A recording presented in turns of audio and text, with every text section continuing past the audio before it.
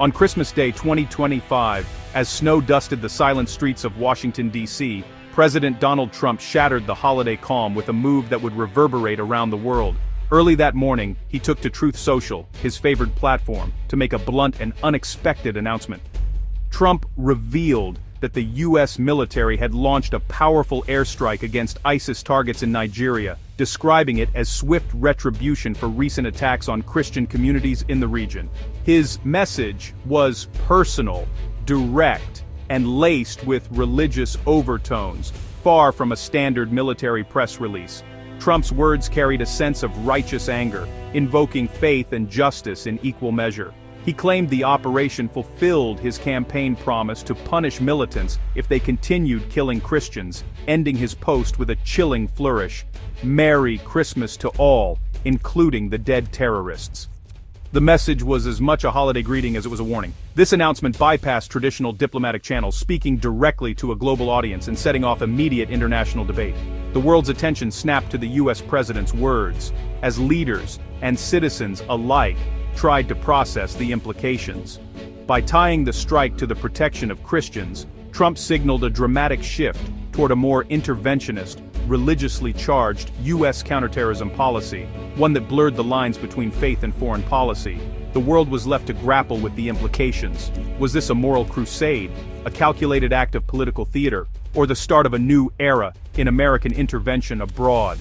Allies and adversaries alike scrambled to interpret the meaning and consequences of this unprecedented holiday offensive, holding emergency meetings and issuing statements of concern. The stage was set for a fierce and deeply divisive debate over the strike's justification, its moral undertones, and its impact on an already volatile region, one that would echo far beyond Christmas Day. In the early hours of December 25th, while much of Nigeria celebrated Christmas, the U.S. military executed a targeted airstrike in Sokoto State. Authorized by President Trump and carried out by AFRICOM, this marked the first direct U.S. strike in Nigeria during his term. Officials described it as a precision operation against ISIS affiliates, claiming multiple terrorists were killed and civilian casualties avoided. The administration emphasized coordination with Nigerian authorities, presenting the action as a joint effort in the global war on terror. However, conflicting reports soon emerged. Some international outlets suggested no one actually died in the bombing. This uncertainty fueled debate about the strike's effectiveness and the true nature of the threat in Sokoto, a region more known for banditry than ISIS activity. The choice of target became a central point of contention among security experts.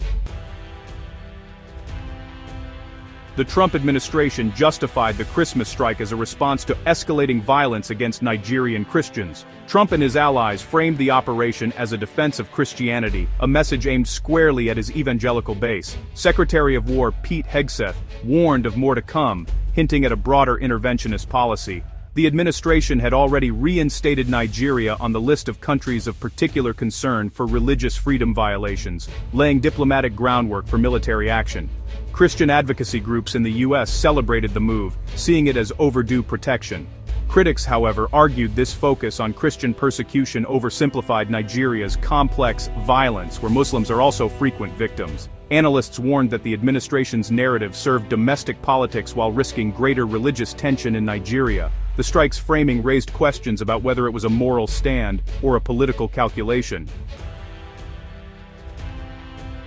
Nigeria's government responded to the U.S. strike with careful diplomacy, emphasizing partnership over religious rhetoric. Foreign Minister Yusuf Tuggar called the operation a collaborative effort against terrorism, sidestepping Trump's Christian-focused framing. By presenting the strike as a joint endeavor, Nigeria aimed to avoid backlash over sovereignty and reassure its citizens. The government's embrace of U.S. assistance reflected both desperation and pragmatism, given years of failure to contain violence. Still, some saw this as an admission of weakness, a sign that Nigeria could not protect its own people. The official response balanced the need for foreign help with the imperative to maintain national dignity. Nigeria's leaders walked a diplomatic tightrope, welcoming U.S. support while reframing its purpose to fit local interests. Nigerian reactions to the Christmas airstrike revealed deep divisions. In cities like Lagos, many condemned the U.S. action as a violation of sovereignty and a potential trigger for more conflict. Others, especially in violence-plagued regions, welcomed foreign intervention out of frustration with their own government's failures. Yet even supporters questioned the choice of Sokoto as the target, arguing that the worst massacres occurred elsewhere. The sentiment of right idea, wrong address echoed across social media, with many urging the U.S. to focus on the true epicenters of violence. The paradox, those the U.S. claimed to protect often felt overlooked or misrepresented. The debate highlighted both desperation for security and skepticism about foreign involvement. Nigerians were united only in their exhaustion with violence and distrust of their leaders. Security experts quickly challenged the logic of striking Sokoto. Analysts like J. Peter Pham noted that ISIS's main affiliate, ISWAP, operates in the northeast, not the northwest. Sokoto's violence is driven by bandits, criminals motivated by profit, not ideology. The decision to strike there raised suspicions. Was this about military necessity, or was it a symbolic, low-risk move? Critics argued the administration conflated different conflicts, exaggerating the ISIS threat in Sokoto for political gain. The focus on Christian persecution, while real, was amplified for U.S. domestic politics. By simplifying Nigeria's violence into a Christians versus ISIS narrative, the administration risked distorting reality and misdirecting policy. Many saw the strike as political theater rather than a strategic blow. Nigeria's security crisis is a tangled web of overlapping threats: jihadists, bandits, and ethnic militias. The violence is not confined to one region or one group. It stretches across the country, affecting millions of lives and leaving communities in constant fear. Each day, new incidents add to the complexity, making it difficult for authorities and citizens alike to find lasting solutions. Trump's focus on ISIS ignored the reality. Both Christians and Muslims are victims, and the violence is rarely clear-cut. In fact, communities of different faiths often grieve side by side, united by shared loss and trauma. The lines between victim and perpetrator, or between religious and non-religious violence, are often blurred. In the Northeast, Boko Haram and ISWAP target Christians but kill even more Muslims who reject their ideology. These extremist groups have devastated entire towns, forcing families, regardless of faith, to flee their homes and seek safety in overcrowded camps. In the Northwest, bandits kidnap and raid for profit, not religious reasons. Their attacks are driven by greed and desperation, leaving behind shattered families and communities struggling to rebuild. The Middle Belt sees deadly clashes between Muslim herders and Christian farmers, rooted in land disputes but inflamed by religious and ethnic tensions. These conflicts are often sparked by competition for dwindling resources, but quickly spiral into cycles of revenge and mistrust. Recent events underscored this complexity: mass kidnappings for ransom, the release of a Christian farmer from death row, and ongoing criticism of Nigeria's government for failing to protect its people. Each incident reveals new layers of suffering and resilience among ordinary Nigerians. Religious identity is just one factor in a landscape shaped by poverty, corruption, and weak governance. Many Nigerians see these deeper issues as the true drivers of violence, fueling frustration and unrest across the nation. The U.S. strike, framed as a defense of Christians, risked oversimplifying a crisis with no easy solutions. International interventions often miss the local realities, and can even make things worse if they fail to address the root causes.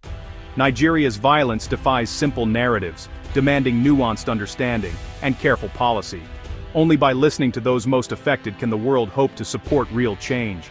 The Christmas Day operation highlighted just how far reality diverges from political messaging.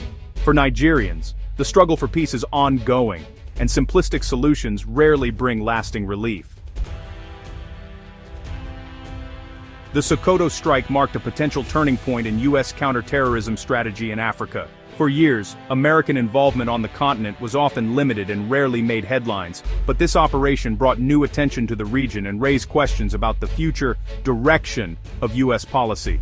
Traditionally, the U.S. maintained a light footprint, focusing on training local forces, sharing intelligence, and conducting occasional drone strikes. This approach aimed to support African partners without becoming deeply entangled in local conflicts, reflecting a cautious strategy shaped by past experiences elsewhere.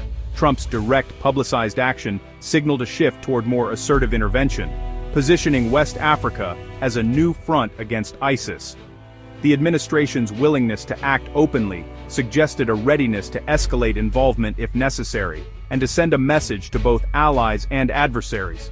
This reflects the rise of powerful ISIS affiliates in Africa, now seen as major threats after the group's defeat in the Middle East.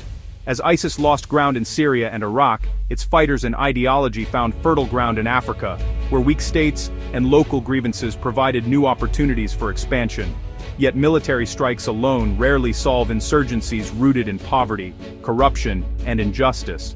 Lasting peace requires addressing the underlying causes that drive people to extremism, including lack of opportunity, government abuses, and social divisions.